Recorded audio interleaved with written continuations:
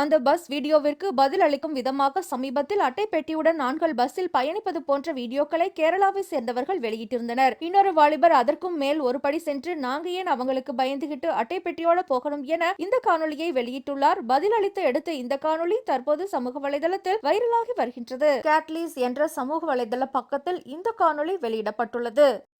Guys കുറച്ച് നേരമായിട്ട് ഇവിടെ ഒരാളെ എന്നെ നന്നായിട്ട് ബുദ്ധിമുട്ടിപ്പിക്കുന്നുണ്ട്. എന്റെ മേത്തൊക്കെ ഇങ്ങനെ ടച്ച് ചെയ്യുന്നുണ്ട്.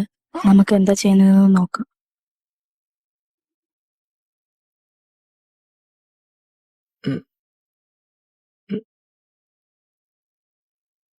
എടി എന്താ നീ ചെയ്ത് ഷൂട്ടേടി ഷൂട്ടേടി ഷൂട്ടേ അപ്ലോഡ് ചെയ്യും ഇപ്പൊ തന്നെ അപ്ലോഡ് ചെയ്യും പെട്ടെന്ന് അപ്ലോഡ് ചെയ്യടി അപ്ലോഡ് ശരിക്കുള്ള ആണുങ്ങൾ നീ കണ്ടിട്ടില്ല മനസ്സിലായി